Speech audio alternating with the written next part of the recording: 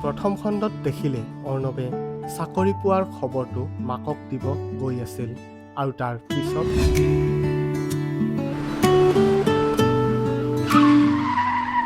ঐ ফোন কিয় ৰিচিভ নকৰ ইমান ফোন কৰি আছো তোমাক দাদা হে মানে কালি মই নাইট ডিউটি মাৰিলোঁ দাদা তাৰ কাৰণে ফোনটো ৰিচিভ কৰিব নোৱাৰিলোঁ আৰু ফোনটো চাইলেণ্টত থোৱা আছিল আৰু উঠিও যে ফোন কৰিম ৰিচাৰ্জটো শেষ হৈ থাকিলে তো বেয়া নাপাব তোৰ বোলে চাকৰি হ'ল হয় দাদা সেই খবৰটো পাইয়ে তোক নিব আহিছোঁ বল যাওঁ বলক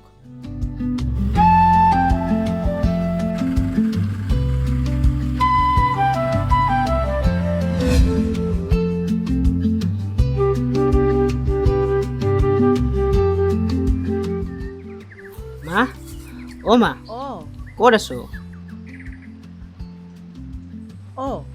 তই খবৰ নিদিয়াকৈ আহিলি যে এইবোৰ বাদ দিয়া মই কিয় আহিছোঁ গম পোৱা নাপাওঁ বাবা কিয় কিবা হৈছে নেকি বহুত ডাঙৰ কিবা এটা কথা হৈছে কি হৈছে আৰু তই ঠিকে আছাতো বাবা মই ঠিকে আছোঁ কিন্তু মোৰ চাকৰিটোহে হৈ গ'ল মা মোৰ চাকৰি হৈ গ'ল তই এনেকৈ আছা ন কি হৈছে তোৰ ভালকৈ কোৱাচোন মই এনে কোৱা নাই মা মোৰ চাকৰি হৈ গ'ল আৰু এতিয়া তুমি কষ্ট কৰিব নালাগে মোৰ বাবা চাকৰি হৈ গ'ল বল বাবা ভিতৰত এতিয়া ময়ো ক'ব পাৰিম মোৰ বাবা চাকৰি কৰে মা পাৰিবা মা এক গিলাচ পানী আনাচোন দি আছো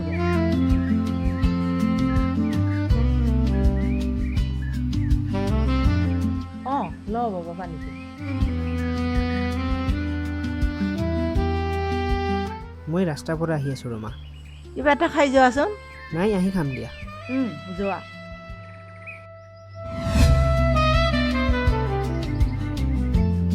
আমাৰ পুলিচ বাবু আহিলেই ধেই তহঁতে যে আৰু কি কি কৈ থাক তহঁতৰ পিছে কি হ'ল তই পালিতো আমাক পাহৰি গলি ন ধেই তেনেকুৱা নহয় নাই তোৰ বাহিৰে আমাৰ কাৰোৱে হোৱা নাই হয় নেকি নাই আমাৰ বেয়া লগা নাই কাৰণ তই চাকৰিটো পাইছ আৰু আমাতকৈ বেছি চাকৰিটো তোৰহে প্ৰয়োজন আছিল সেইটো হয় বাৰু কিন্তু সেইবোৰ বাদ দিয়া তই পাইছা নহয় আমি পোৱা যেন লাগিছে দিয়া বল নহ'লে ঘৰত গৈ থাকোঁ বল বল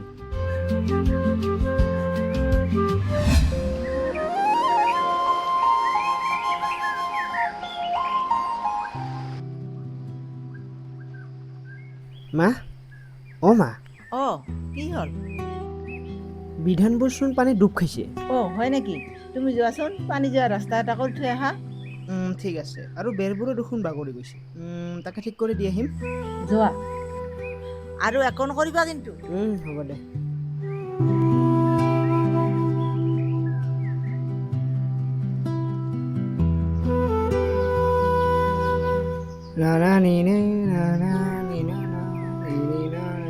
এইফালৰ পৰা পানীটো আহি আছে এইফালে কাটি দিলে ভাল হ'ব নেকি এইফালে কাটি দিওঁ মাটিটো কি টান উঠিবই নোখোজে আৰু বিধানবোৰ নষ্ট হ'ব নহ'লে কাটি দিয়া ভাল হৈছে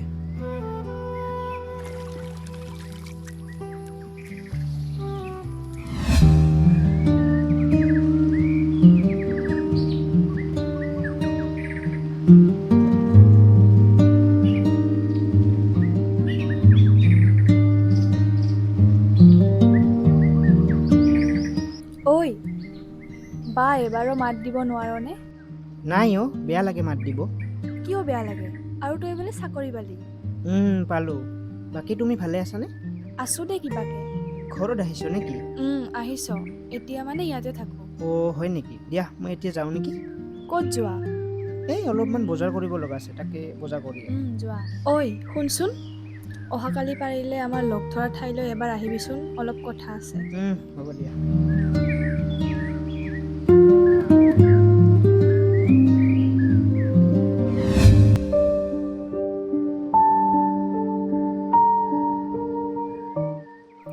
কিয় মাতিছিলি ক বচোন অলপ সময় কোৱা তুমি যে কালি কৈছিলা তুমি ইয়াতে থকা বুলি মানে সেইবোৰ বহুত কথা তোমাক প্ৰথমৰ পৰা কৈ আছো শুনা তোমাক যে ক'লো পলাই যাব নোৱাৰো বুলি তুমিতো ফোনটো কাটি দিলা পিছত কিমানবাৰ তোমাক ফোন কৰিলো তুমি এবাৰো ফোনটো ৰিচিভ নকৰিলা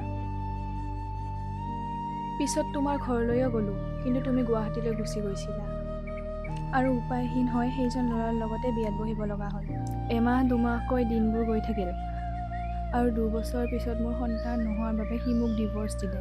তেতিয়াৰ পৰাই মই ইয়াতে থাকোঁ। মই পিছে এইবোৰ ক'বলৈ তোমাক ইয়ালৈ মতা নাই। মই অকল ক্ষমা খুজিবৰ বাবে তোমাক ইয়ালৈ মাতিছোঁ। মোক ক্ষমা কৰি দিবি অৰ্ণ। দিয়া, তুমি যোৱা, নহ'লে মানুহে আৰু বেলেগ ভাবিব। যাওঁ। আৰু তুমি? তুমি যোৱা, মই গৈ আছোঁ অলপ দেৰিকৈ।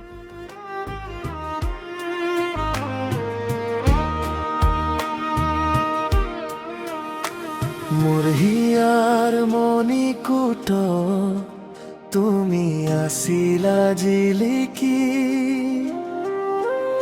এতিয়া আজিকাৰ সপোনত গলা তুমি বিলীন হৈ। মৰমৰ দোলে বান্ধিছিলো আমাক দুৱে, জনমে জনমে এতিয়া সমাজৰ হেঁচা পৰি দিব লগা হলৈ এই বান্ধোন ছিঙি। তোমাৰ চকুত দেখিছিলো অলেখ সপোনৰ জিলমি, এতিয়া চকু পানী সৰি পৰে মাথো হিয়াৰ কোনো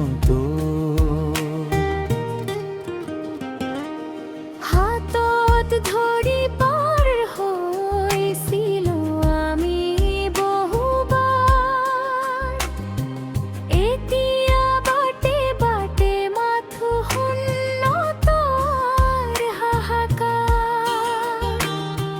তুমি মোক বুকুতে ৰখাৰ সপোন দেখিছিলা, এতিয়া সেই মৰম মাথো অতীত সুৰা।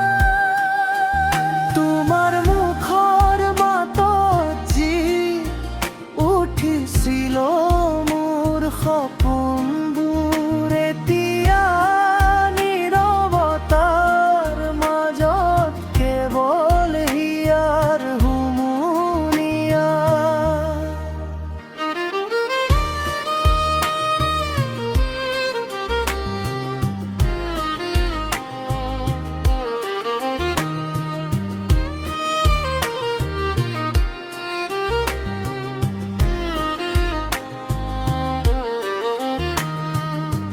মন যায় আকৌ ঘূৰি আহিবলৈ তোমাৰ বুকুলৈ, কিন্তু উপায়হীন মই এতিয়া কেৱল নীৰৱ দৰ্শক। তোমাৰ মুখৰ মাতত যি উঠিছিল মোৰ সপোনবোৰ, এতিয়া নীৰৱতাৰ মাজত কেৱল হিয়াৰ হুমুনিয়া।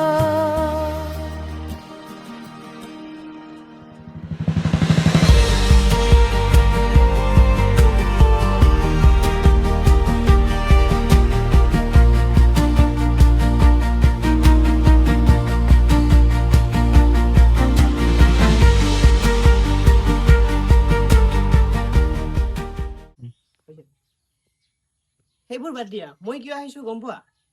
নাপাওঁ বাবা। কৈ দিব। এদিন নাচাবি। কোৱা। আৰু তুমি এই হাই তোমাক যে ক'লো মই পলাই যাব নোৱাৰোঁ বুলি, তুমিতো ফোনটো কাটি দিলা। পিছত তোমাক কিমান বাৰ ফোন কৰি, এমাহ দুমাহ কৰি ৰহ না কাটবি না। পিছত এমাহ দুমাহ কৰি দিনবোৰ গৈ থাকিল। নাই তোৰ বাহিৰে আমাৰ কোনো নাপালেও।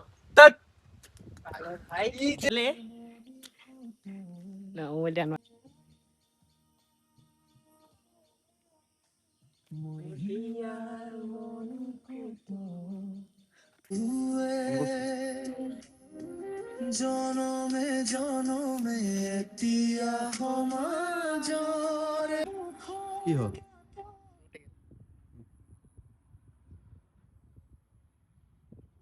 Asia, angkot sa.